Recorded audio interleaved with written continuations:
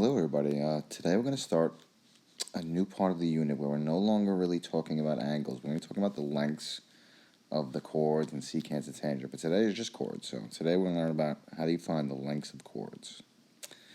Alright, so you'll analyze how to find the length of a chord inside a circle. We're going to apply the rule. We're going to learn a new rule today to find the length. And we'll learn about the congruent parts when a radius is perpendicular to a chord. So these are two different scenarios, so we'll go over both.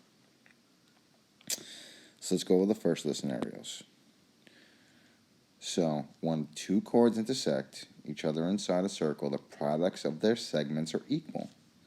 So that means if you multiply A times B, actually maybe I'll use 4 different colors. If you do A times B, and if you do C times D, you should get the same result. So the rule is A times B, it's lowercase I, A times B is equal to C times D. Alright, I'll color code it. So once you put numbers to those lengths, those results, those products should be the same. B is blue and C is orange. Alright, so if I put numbers to them, they should be equal. Alright, so that's the first rule, and I'll show you how to use it. So here's an example. So in this example, they tell you AE is 2. So remember, you're not going to hear 180, 360 anymore. It's all about the lengths of the chords. Alright, and they tell you the whole CD is 9, and they tell you CE is 4. So if I know that this whole piece is 9, from C to D, and part of it is 4, that means this piece is 5. So I'm going to erase this 9 just to make it less sloppy. So this 4 goes with the CE. This 5 goes with the ED. And this 2 goes with AE. Alright, so my rule is AE times EB should equal the length of CE times ED. Alright, and there's one part I didn't color, so the one part we need to find now is EB. Alright, so that's our mystery length. So now what you would do is 2 times, we don't know this value, so we're going to call it X, equals 4, sorry, CE is 4, yeah, and ED is 5. So 2X equals 20, and then you would just divide by 2, and you get X equals 10. Alright, if you wanted to check it, 2 times 10 equals 4 times 5, and you get 20 equals 20. Alright, so the products of the lengths have to be the same. Alright, so we did, let me see if I color code this the way I did. So AE was 2, this was 5, and this was 4. Alright, so this one you're just multiplying, and you end up dividing in the end. And now the next scenario is a little more challenging. Alright, so this is called the chord radius length. So what you'll notice in the first diagram is that none of the lines went through the center point of O. In this diagram, you go through the center point of O.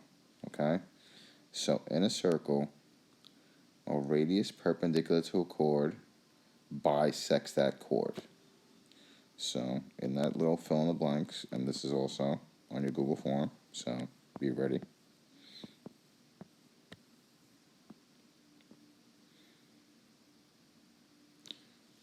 Bisects the chord. So all that means is when you have this radius drawn in, it cuts A and B in half. So now AD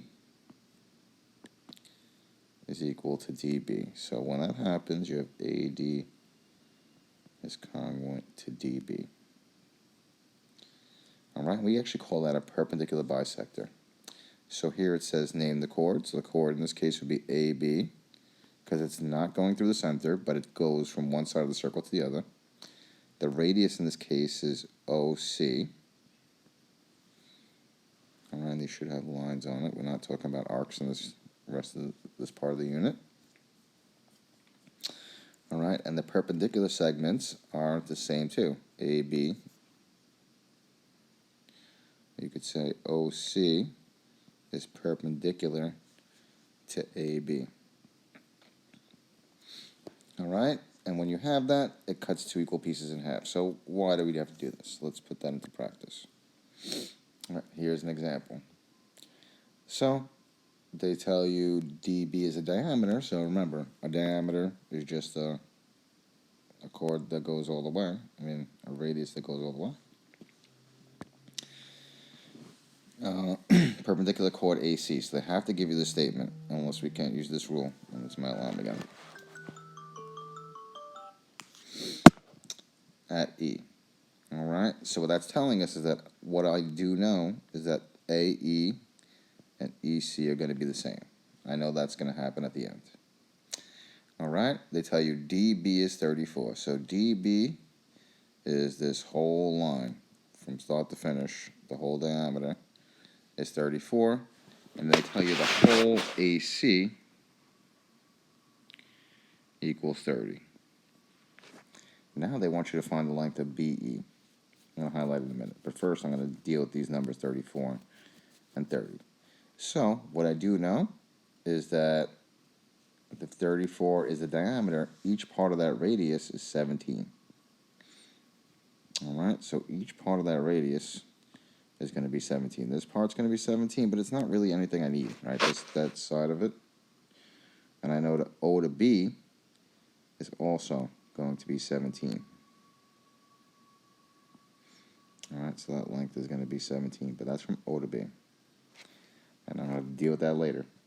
But now they tell you AC is 30, so the whole line AC is 30. So that means each piece of it is 15. And I'm going to show you what we're going to do with the 17. All right, just to not confuse, because that 17 goes from O to B, not O to E. All right, so the end, they want us to find this piece. The problem with that is it's part of a segment. It's not a full radius. That side's not getting cut in half. So we have to figure out a way to find it. All right, so the way you do this is you want to create a right triangle. Right, because we know that here is perpendicular, and that's what's given. All right, and I know every radius in this diagram is going to be 17. So whether I drew it on this side or drew it on this side, it would still be 17. But I'm just going to draw one just for less confusion. All right, so what we could do in this example is if we find OE, and I know the whole thing is 17, we could subtract OE to find how long EB is. So whenever you have a right triangle, you should know, and two sides, we use the Pythagorean theorem, and this formula just keeps coming back and back. All right, and if we got to the last unit, you'd see it also pops up in volume sometimes.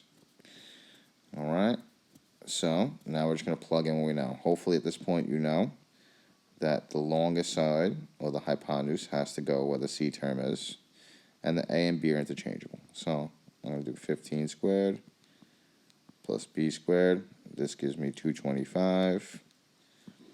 I forgot what 17 squared is. Something that ends in a 9. I haven't used the calculator app in a while. Here is it. All right. 17 squared is 289. So plus B squared equals 289. Subtract 225 from both sides, and you will get B squared equals 64.